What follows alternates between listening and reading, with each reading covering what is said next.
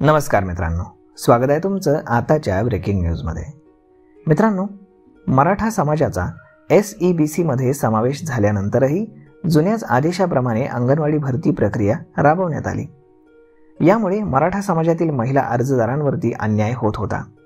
याबाबत अंगणवाडी मदतनीस भरती प्रक्रियेमध्ये मराठ्यांच्या लाडक्या बहिणींवरती अन्याय या मथळ्याखाली लोकमतमधून एक विशेष वृत्त प्रसिद्ध करण्यात आलं होतं।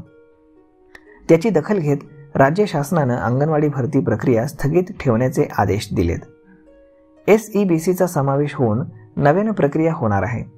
या निर्णयामुळे आता मराठा समाजातील लाडक्या बहिणींना दिलासा मिळाला आहे। यापूर्वी मराठा अर्जदारांना EWS मधून आरक्षणाचा लाभ मिळत होता, मात्र 18 जून 2024च्या शासन निर्णयानुसार मराठा समाजाला SEBC मधून आरक्षणाचा लाभ मिळत आहे। अंगणवाडी भरती प्रक्रियेमध्ये प्रवर्गनिहाय अतिरिक्त गुणांकनाचा लाभ दिला जातो।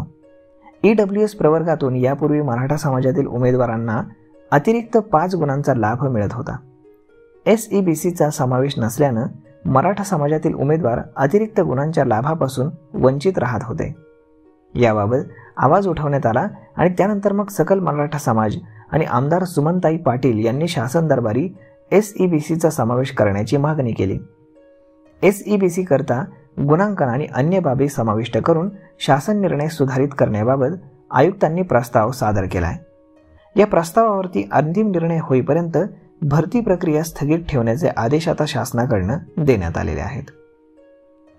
तर मग मित्रांनो, जर तुम्ही अंगणवाडीसाठी अर्ज करत असाल तर नक्कीच या बातमीची दखल घेऊनच आपण अर्ज करावा, जेणेकरून आपला अर्ज बाद होणार नाही। तर मग मित्रांनो, हा व्हिडिओ ही माहिती तुम्हाला कशी वाटली हे तुम्ही आम्हाला कमेंट करून नक्कीच सांगा।